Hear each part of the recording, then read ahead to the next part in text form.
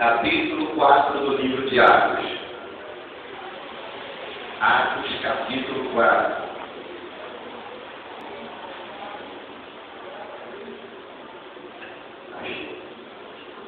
Livro de Atos, capítulo 4. A partir do versículo 32. Quem eu diga amém. Livro de Atos, capítulo 4, a partir do verso 32. Diz a Bíblia assim: e era o coração e a alma da multidão dos que criam, e ninguém dizia que coisa alguma do que possuía era sua própria, mas todas as coisas lhes eram comuns. E os apóstolos davam com grande poder testemunho da ressurreição do Senhor Jesus. E em todos eles havia abundante graça. Não havia, pois, entre eles necessitado algum, porque todos que possuíam herdades ou casas, vendendo-as, trazia o preço do que fora vendido e o depositavam aos pés dos apóstolos. E repartia-se cada um segundo a necessidade que cada um tinha. Então José, cognominado pelos apóstolos Barnabé, que traduzido é filho da consolação, levita, natural de Chipre, possuindo uma verdade, vendeu-a e trouxe o preço e o depositou aos pés dos apóstolos. Senhor, eu li a tua palavra, que nessa noite, ó Deus querido, o Senhor possa nos abençoar somente pela leitura, ó Deus querido, mas também nos ensina através dela nessa noite. Te peço dessa maneira e desde já confiante, Senhor, na tua bênção sobre a vida de cada um, eu te agradeço para a glória do teu nome. Amém.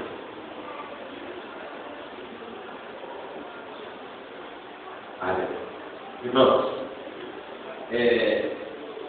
lemos Atos. Esse é o texto que eu gostaria de deixar como base. Porém, talvez você não veja a ação social diretamente ligada a esse versículo. Mas, se você não vê, eu convido você a ler esse versículo mais vezes em casa, porque demonstra aí uma preocupação muito grande da igreja primitiva com os necessitados dentro da igreja. A preocupação da igreja primitiva era uma coisa que nos constrange nos dias de hoje.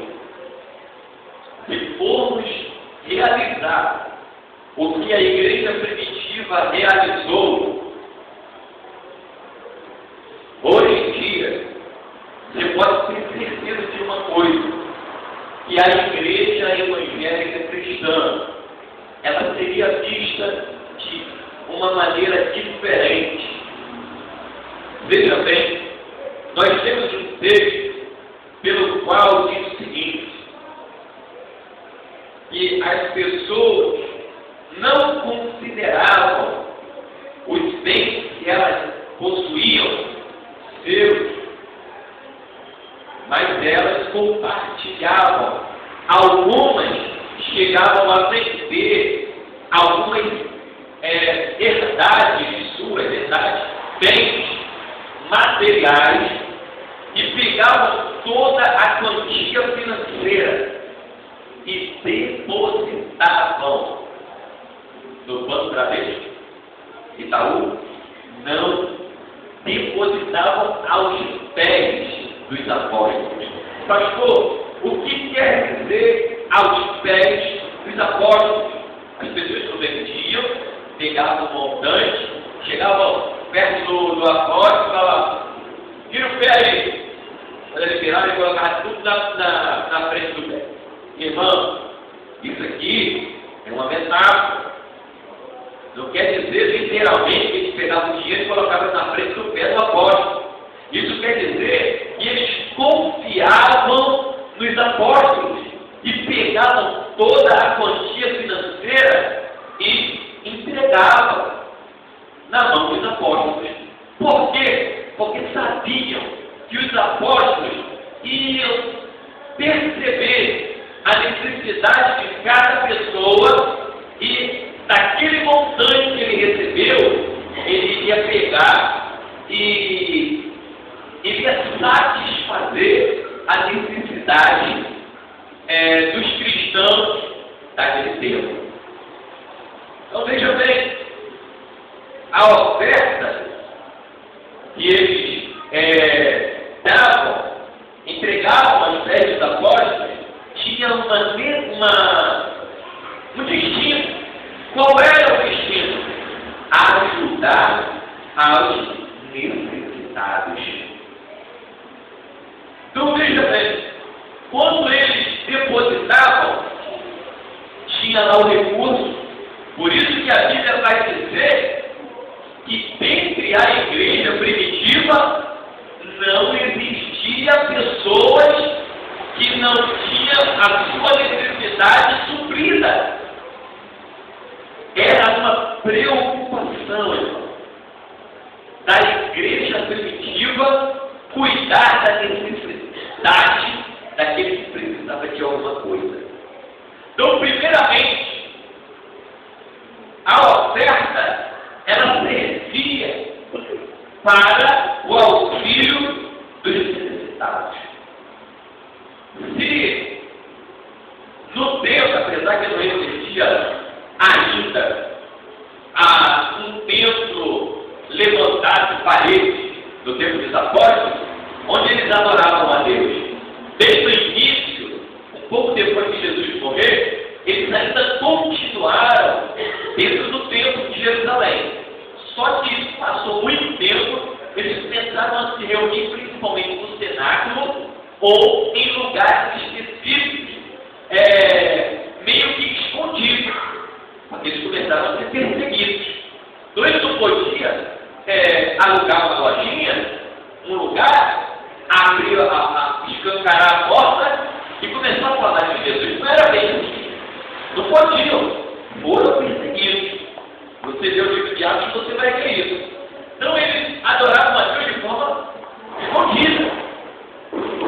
Então não tinha muito o recurso financeiro da igreja primitiva, não era destinado muito para reforma de templo. Era primeiramente, era para a necessidade daqueles que se congregavam. Então, veja bem, primeiro havia uma confiança que hoje é meio complicado. Por quê? Por causa de vários escândalos que acontecem por aí afora de pessoas que se denominam pastores, evangélicos. É meio complicado. Quando você está dentro de uma igreja, você tem que analisar a conduta daquele que é líder. Você tem que ver, irmão. Tem que analisar. Ver se é uma pessoa idônea. Você tem que julgar. Não é porque eu estou aqui pregando que você não tem que analisar a minha vida, o meu currículo. Não o currículo de que eu fiz ou deixei de fazer, o estudo. Não, meu currículo como homem, como a minha integridade diante de Deus. Você tem que analisar, você tem que ficar esperto, analisando. Tem que trabalhar? Será que eles estão na igreja para arrecadar dinheiro, meu dinheiro, e comprar determinados bens para eles? Você tem que analisar. Amém ou não? Então, irmão, tem que tomar cuidado hoje, tem que tomar cuidado. Nos tempos dos apóstolos, não existia muito isso, de ter medo de pegar o dinheiro e colocar nos pés dos apóstolos. Agora, aí de vez em quando eu me pergunto por que não existia esse medo. Sabe por que não existia muito esse medo, irmão? Porque eles eram tão confiantes em Deus, estavam tão resistentes ali a comunhão com Cristo, que quando existia uma mentirinha, sabe o que acontecia? O que aconteceu com Ananias e Safira. Você sabe o que aconteceu com Ananias e Safira, que tentaram mentir? Né? Eles venderam uma propriedade, disseram para o apóstolo Pedro que iria dar tudo, chegaram lá diante do apóstolo Pedro, deram só uma parte e a outra metade que eles disseram que iria dar, não deram, ficaram para si. O Espírito Santo revelou logo e os dois morreram. Aí, vendo essas coisas acontecer, o povo fica meio, ah, mas Pedro não é de brincadeira, não. Pedro é homem íntegro.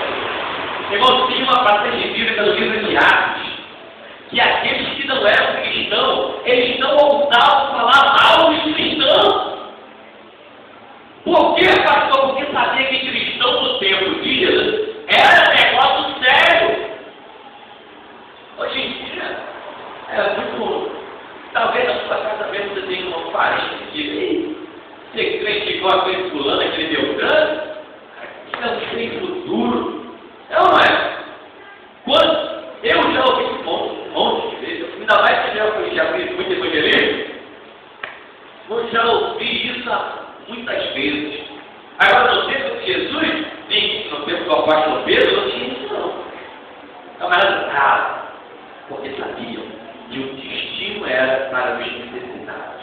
Agora, veja bem, aqui está claro, mas só que nós temos que ter uma coisa em mente.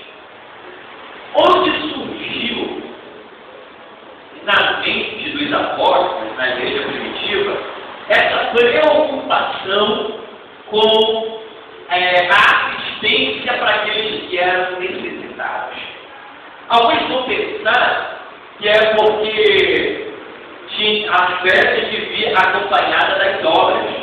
Aí chega uma conclusão lógica de que ajudar o próximo Deus se agrada. Afinal de contas, o segundo mandamento é: amarás o teu próximo como a ti mesmo, né?